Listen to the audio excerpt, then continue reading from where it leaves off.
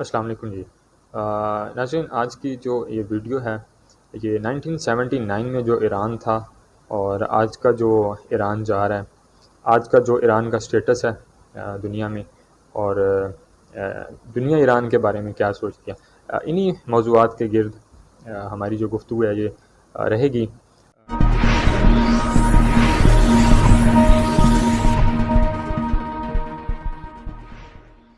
ناظرین،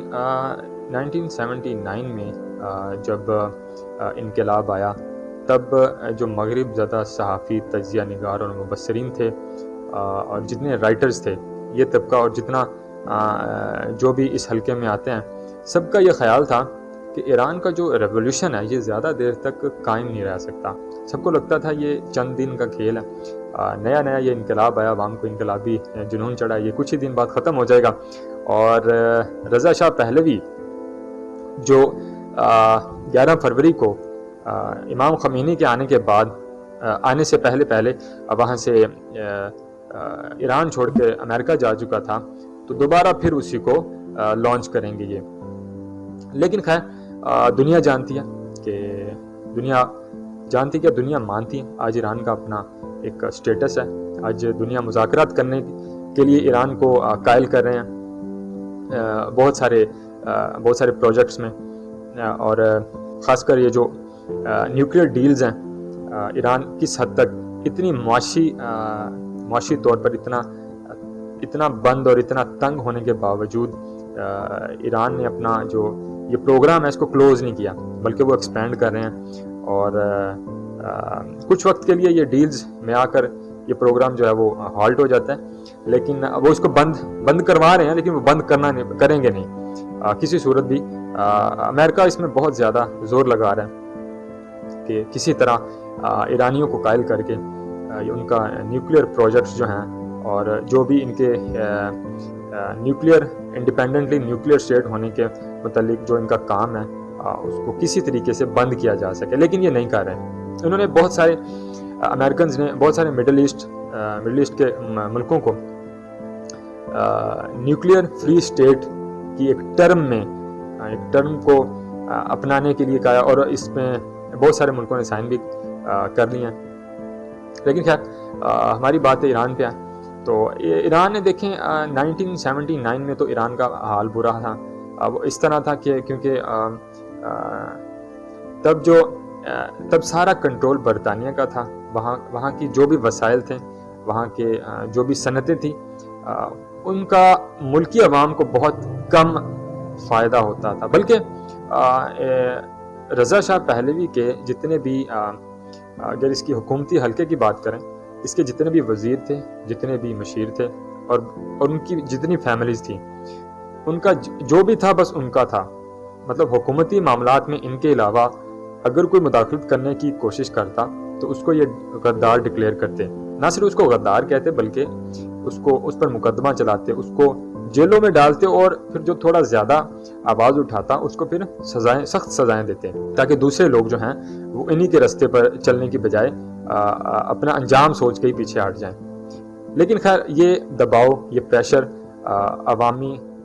ایران کی عوام نے جو ہے وہ ڈینائی کیا، اور عوام نے مل کر ایک ساتھ ہو کر ایک لیڈرشپ کے نیچے سارا رضا شاہ پہلوی کی جتنی بھی حکومت تھی سب کا تختہ الٹ کے رکھ دیا۔ ناظرین، امام خمینی جو تھے یہ ایک نارمل سے سادہ سے گاؤں کے رہنے والے تھے۔ انہوں نے اپنا گاؤں کے ہی مدرسوں میں اور پھر ایران کے اندر ہی رہ کر اپنی تعلیم مکمل کی، اور وہاں یونیورسٹی میں وہ ایک ٹیچر کے طور پر کام کرنے لگے۔ لیکن جب رضا شاہ پہلوی کی جو پالیسیز تھیں ملک کے حوالے سے، ملک کو سیکولر بنانے کے، اور پھر ملک کی وسائل پر بیرونی استعمال اور بیرونی قبضہ، یہ ان کو بہت زیادہ کھٹکتا تھا۔ ان کے ساتھ پھر لوگوں نے ان کا ساتھ دیا، لیکن یہ ساتھ زیادہ دیر تک قائم نہ رہ سکا، کیونکہ 1964 میں ان کو جلا وطن کر دیا گیا۔ تو یہ انہوں نے اپنا کچھ ٹائم پیرس میں گزارا، اور اس کے بعد پھر یہ زیادہ تر انہوں نے عراق میں ہی گزارا۔ ناظرین، رضا شاہ پہلوی جو تھا یہ اپنے بچپن میں ہی 18 سے 20 سال کی عمر میں ہی یہ سوئٹزرلینڈ چلا گیا تھا اپنی تعلیم مکمل کرنے کے لیے، اور وہاں پہ رہ کے وہیں پہ اس نے اپنی ایجوکیشن جو ہے یونیورسٹی تک وہ پوری کی، اور انہی کے ماحول میں رہ کر بالکل خود کو اس نے بالکل ویسا بنا لیا، اسی طرح انجوائمنٹ اس نے اپنی برقرار رکھی، اور پھر وہی ذہنیت لے کر جب یہ ایران واپس آیا تو اس نے پورا نظام، پورے قوانین جو تھے جو ایک سیکولر اسٹیٹ کے ہوتے ہیں مغرب کے تھے، وہی اس نے وہاں لاگو کرنے کی بھرپور کوشش کی، بلکہ کیے بھی۔ ناظرین، امام خمینی کو جب اس نے جلا وطن کیا تو اس کے بعد اس کو لگا تھا کہ یہ شاید معاملہ تھم جائے گا، رک جائے گا، یہ آگے نہیں بڑھے گا، میری حکومت جو ہے وہ اس کو کوئی خطرہ نہیں ہوگا، لیکن یہ صرف اس کی غلط فہمی۔ تھوڑا عرصہ لگا، تقریباً 14 سال 15 سال لگے اس سارے معاملے کو ختم ہوتے، لیکن حکومتیں پھر اسی طرح، تختے جو ہیں وہ پھر اسی طرح الٹتے ہیں، تھوڑا ٹائم لگتا ہے، وہ پھر ساری ہمیشہ کے لیے ختم ہو جاتے ہیں، ان کا نام و نشان مٹ کے رہ جاتا ہے۔ اس کو یہ لگا تھا، رضا شاہ پہلوی کو یہ لگا تھا کہ یہ معاملہ دب جائے گا، عوام بھول جائے گی، لیکن ایسا نہیں ہوا۔ جیسے وہ جلا وطن ہوئے تو ان کا جو مقصد تھا، ان کا جو نظریہ تھا، وہ عوام میں مزید زیادہ مقبول ہو گیا، وہ مزید زیادہ پاورفل ہو گئے، پہلے سے زیادہ وہ مشہور ہو گئے، اور پہلے سے زیادہ لوگوں نے ان کا ساتھ دینے کی حامی بھری، اور پھر انہوں نے اپنا مشن جو ہے وہ باہر جلا وطنی میں ہی جاری رکھا، اس کو ختم نہیں کیا، اس کو بند نہیں ہونے دیا، بلکہ انہوں نے تختہ الٹ کر اس کو انجام تک پہنچایا۔ ناظرین، جیسے یہ حکومت کا انہوں نے تختہ الٹا تو رضا شاہ پہلوی سب سے پہلے امریکہ گیا۔ امریکہ جا کر جب اس نے اپنا میڈیکل چیک اپ کروایا تو ایرانی عوام کو یہ بات بہت زیادہ اور زیادہ بری لگی، اور یہ اور زیادہ امریکہ کے مخالف ہو گئے۔ اور اب یہ دیکھیں کہ انقلاب کے وقت سب سے پہلا کام جو ایرانیوں نے کیا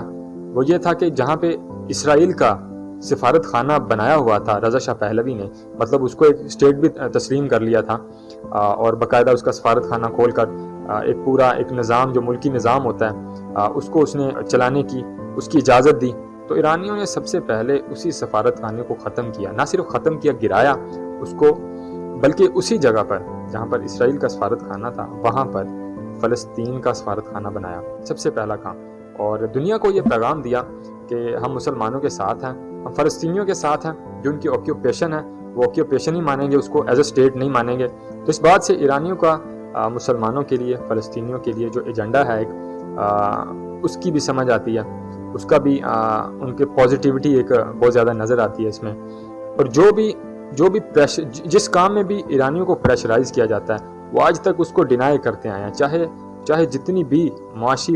پابندیاں، اقتصادی پابندیاں ان پر لگا دی گئیں، لیکن اپنے مقصد سے پیچھے نہیں ہٹیں۔ جیسا کہ آج کل کی اگر بات کریں تو ایران جو ہے ایک nuclear state, independent nuclear state کے طور پر دنیا میں اپنا ایک مقام رکھنا چاہ رہا ہے، لیکن امریکہ جو ہے وہ اپنی پوری کوشش کر رہا ہے کہ یہ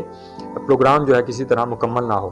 ایران کے پاس اس وقت تقریباً 8 سے 10 نیوکلیئر ویپن بنانے کا سٹاک موجود ہے، لیکن اس کے لیے کچھ ٹیکنالوجی چاہیے ہوتی ہے، مطلب ان کے پاس یورینیم بھی ہے، لیکن کچھ ٹیکنالوجی جو سینٹریفیوج کرنے کے لیے ضروری ہوتی ہے وہ ان کو میسر نہیں آتی، یا شاید وہ پروگرام ابھی ہالٹ پہ ہے، اس لیے تھوڑا بریک ہے، لیکن وہ رکیں گے نہیں، اس کو بند نہیں کریں گے، ایسا نہیں ہو سکتا، وہ کبھی بھی نہیں کریں گے، اور وہ بھی خاص طور پر امریکہ کے کہنے پہ۔ تو یہ ناممکن بات ہے کہ ایرانی لیڈرشپ جو ہے ان کے کہنے پر اپنے ملک کے اپنے مفاد کے لیے کچھ کرنا بند کر دے۔ تو اسی کے ساتھ ہی مجھے ایک واقعہ یاد آ رہا ہے، جب اسرائیل کا سفارت خانہ گرایا اور وہاں پہ پھر فلسطین کا سفارت خانہ تعمیر کیا، اس کے کچھ ہی دن بعد ایران کی یونیورسٹی کے کچھ اسٹوڈنٹس نے وہاں پہ امریکہ کی جو ایمبیسی تھی اس کا گھیراؤ کیا، اور اس کے بعد وہاں پہ جو کام کرنے والے جتنے بھی امریکی تھے ان کو قیدی بنایا، اور قیدی بنا کے جب یہ اسٹوڈنٹس جو تھے خود اندر گئے، اندر جا کے انہوں نے سارا ان کی ڈیوائسز چیک کی، ان پر بہت سے راز کھلے، ان کو پتہ چلا کہ کس طریقوں کے ساتھ امریکی جو تھے ایرانی لوگوں پر، ایرانی لیڈرشپ پر گراؤنڈ لیول میں ان کی جاسوسی میں وہ کتنے آلات استعمال کر رہے تھے، اور ہر لمحے کی خبر امریکہ پہنچا رہے تھے اس ٹائم میں۔ تو یہ چیز دیکھ کے ان کو بہت زیادہ ایرانیوں نے یہ چیز بڑی زیادہ بری جانی، اور بری ہے بھی۔ آپ کے گھر میں رہ کے کوئی آپ کی جاسوسی آپ کے گھر والوں کی جاسوسی کریں، آپ کے معاملات میں دخل اندازی کریں، تو انہوں نے ایمبیسی کو فوراً گرا دیا۔ ایمبیسی جو تھی اس کو گرا کے نہ صرف گرایا بلکہ آج تک امریکہ کی ایمبیسی وہاں پہ قائم نہیں ہونے دی، کیونکہ ملک کے مفاد سے جو بات ٹکراتی ہے ایرانی اس کو رد کر دیتے ہیں ہمیشہ، اور آج تک رد ہی کرتے آئے ہیں۔ یہ ان کی بات بہت خوشائند ہے کہ وطن پرستی جو ہے ان میں ہمیشہ سے رہی ہے، اور اوپر سے نیچے تک ان کا جو عزم ہے، ان کا جو مقصد ہے، وہ آج تک ویسا ہی ہے جیسا امام خمینی چھوڑ کے گئے تھے۔ ناظرین، جو ایمبیسی سے جتنے امریکیوں کو انہوں نے بندی بنایا تھا وہ 444 دن یعنی 1 سال سے بھی زائد عرصے کے بعد انہوں نے ان کو رہا کیا تھا۔ مطلب جب حکومت اچھی طرح اسٹیبلش ہو چکی تھی، اپنا جو حکومتی ڈپارٹمنٹس تھے وہ قائم ہو چکے تھے، سارا نظام سیٹل ہو چکا تھا، تو اس کے بعد جا کے کچھ ڈیلز ہوئیں جن میں پھر انہی قیدیوں کو رہا کیا گیا۔ ناظرین، انقلاب کے ٹائم ایران کی تھوڑی اتنے جو وسائل تھے اور جو انڈسٹریز تھی وہ بہت زیادہ کم تھیں، تو انقلاب کے فوری بعد وہاں پہ ڈیم بنے، وہاں پہ ہائی ویز بنی، اور وہاں پہ گیس اور پیٹرو کیمیکل کے ریلیٹڈ جو اور دوسری انڈسٹریز تھیں وہ قائم ہوئیں، اور آج کل تو بہت سی دوسرے ممالک بھی جو ہیں وہ ایران کے وسائل کو امپورٹ کرنا چاہ رہے ہیں، جن میں پیٹرول سر فہرست ہے۔ ناظرین، مارک ٹوین جو ہے وہ بھی ایک بہت بڑا ایک تجزیہ نگار اور مبصر گزرا ہے۔ اس نے بھی کہہ دیا تھا کہ ایران کا انقلاب زیادہ دیر تک قائم نہیں رہے گا، لیکن جن لوگوں نے بھی اس بیانیے کو آگے بڑھایا، سپورٹ کیا، یہ بیانیہ صرف بیانیہ تک ہی محدود رہا، اور آج تک اس میں کچھ بھی ایسا نہیں ہو سکا، بلکہ انڈیپینڈنٹلی دوسرے ممالک بھی ایران کو تسلیم کر رہے ہیں، اور ایران کی اس وقت کی قیادت اور ایران کے لوگوں نے اس طرح کے بیانیوں کو آج تک رد کیا ہے، اور آج تک وہ ملک اپنی جگہ پر قائم ہے، اور وہ قیادت اور اس قیادت کا بیانیہ اوپر سے لے کر نیچے تک ویسے کا ویسے ہی قائم ہے اور قائم رہے گا۔ ان کی قیادت نے آج تک یہی ثابت کیا ہے کہ بیرونی ممالک، بیرونی طاقتیں اس قیادت کو گرانے، اس قیادت کا بیانیہ توڑنے کی جتنی مرضی کوشش کر لیں وہ کبھی کامیاب نہیں ہو سکتے۔